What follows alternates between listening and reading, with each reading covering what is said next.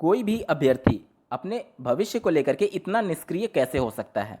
इस वीडियो में हम लोग डीएलएड 2018 बैच के सब्जेक्ट बैक से संबंधित अभ्यर्थियों के तृतीय सेमेस्टर में प्रमोट और चतुर्थ सेमेस्टर की परीक्षा में डायरेक्टली शामिल होने वाले मुद्दे पर डिटेल में चर्चा करेंगे।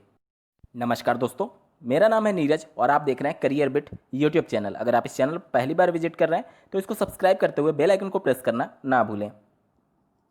जैसा कि मैं अपने प्रत्येक वीडियो में डीएलएड 2018 बैच के सब्जेक्ट बैक से संबंधित अभ्यर्थियों के बारे में विशेष रूप से कहता हूं कि आप सभी 100% प्रमोट हो सकते हैं, लेकिन ये आपका संघर्ष ही तय करेगा कि आप प्रमोट हो रहे हैं या फिर जैसा पीएनपी और एससीईआरटी कर रही है वैसा ही झेलने के लिए आप तैयार हैं। दोस्तों, बहुत सारे आप लोग के कमेंट्स आते हैं कि अब कुछ नहीं होने वाला है बैक प्रमोट के संदर्भ में, तो उम्मीद तब तक रहती है जब तक कि आप वो जंग हार ना जाएं। अभी तो आपके पास लगभग 1 महीने का वक्त है परीक्षा होने के संदर्भ में, और जिन बैक अभ्यर्थियों को ये लग रहा है कि यह उनके पढ़ने का समय है और थर्ड सेमेस्टर में वो पढ़ करके 95% अंक हासिल कर लेंगे, तो ये आपका जो मार्कशीट होगा वह सिर्फ दीवार पर टांगने के ही काम आने वाला है, क्योंकि अगर भर्ती आ गई तो आप लोग का बाहर होना तय है। प्रमोट के संदर्भ में जो शासनादेश जारी किया गया था, जिसे गवर्नमेंट ऑर्डर यानी कि जीओ बोला जाता है, उसको लेकर के अभ्यर्थी और पीएनपी और एससीईआरटी लगातार ये बोलती रहती है कि वही शासनादेश है और उसी की बातों को फॉलो किया जाएगा। यहाँ पर माननीय सुप्रीम कोर्ट के जजमेंट पर भी पुनर्विचार याचिका दाखिल की जाती है, यानी कि माननीय सुप्रीम कोर्ट के जजमेंट पर भी विचार करने के लिए फिर से उनसे अपील की जा सकती है। तो ये तो सिर्फ सरकार है, और सरकार में भी कुछ अधिकारियों के गलत एक तरीके से फैसले से आप सभी प्रभावित हो रहे हैं। तो आप इसे कोई पत्थर की लकीर ना मान करके चलिए कि इसमें बदलाव नहीं हो सकते हैं। अगर आप लोगों ने अपने मुद्दे को सही तरीके से और सही जगह रखा तो आपका प्रमोशन 100% तय है, लेकिन इसके लिए आपको संख्या बल दिखानी होगी।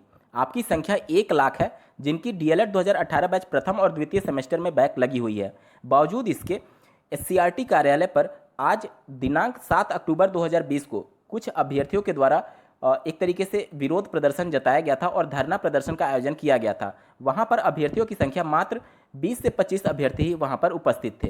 तो ऐसे अभ्यर्थी कहाँ हैं जो 1 लाख प्रभावित हो रहे हैं? क्या आपको जंग सिर्फ सोशल मीडिया साइट्स पर लड़नी है या फिर ज़मीनी स्तर पर कुछ करना है?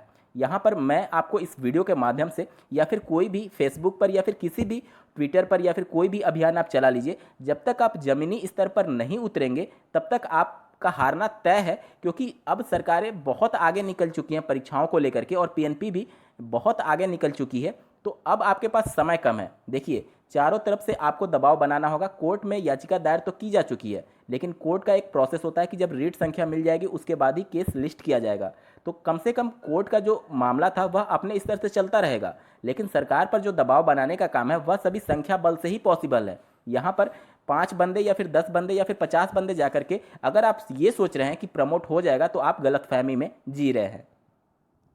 मेरे पास आप लोग के लगातार कमेंट्स आते हैं कुछ अभ्यर्थियों के कि सर पढ़ने का मन नहीं कर रहा है या फिर हमारे साथ बहुत गलत हो रहा है और मन कर रहा है कि कुछ गलत कर लें।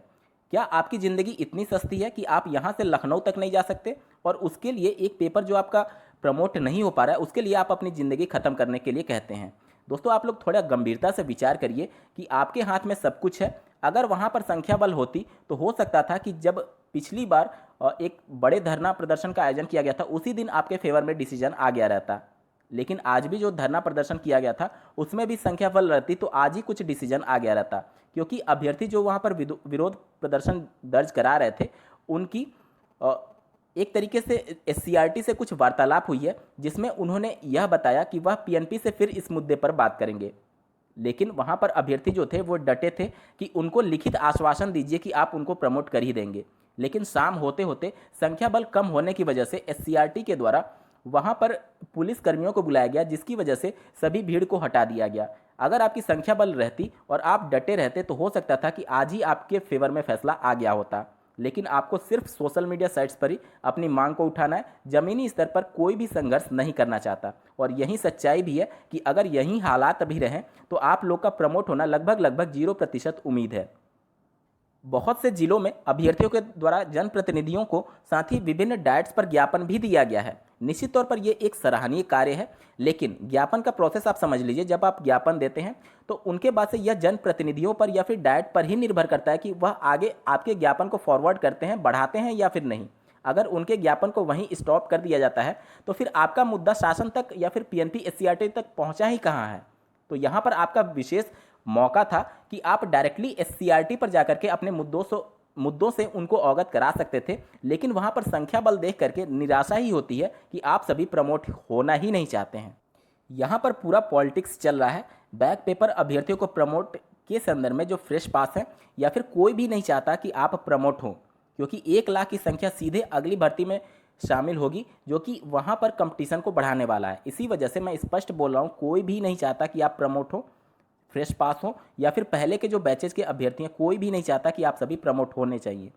लेकिन अगर आप अपने भविष्य को लेकर ही गंभीर नहीं है तो वह सब तो बिल्कुल सही सोच रहे हैं भाई। अपने लिए कौन नहीं सोचता, कौन नहीं चाहता कि आगे आने वाली भर्ती में कंपटीशन कम हो, लेकिन आप सब भी उन्हीं के फेवर कर रहे हैं और एक तरीके से अपनी मांग ना रख करके आप आने वाली भर्ती से बहुत ज़्यादा दूर चले जा रहे हैं। क्योंकि जिस प्रकार से बेरोजगारी को लेकर के विरोध प्रदर्शन दर्ज कराया गया था, उसके बाद से उत्तर प्रदेश के मुख्यमंत्री एक्टिव मोड में हैं और विभिन्न विभागों से भर्तियों की रिक्तियां भी मांगी थी। तो अगर उनके द्वारा आदेश दे दिया गया तो आप भूल जाइए कि अधिकारियों के पास जा करके आप इस भर्ती को रुकवा पाएंगे।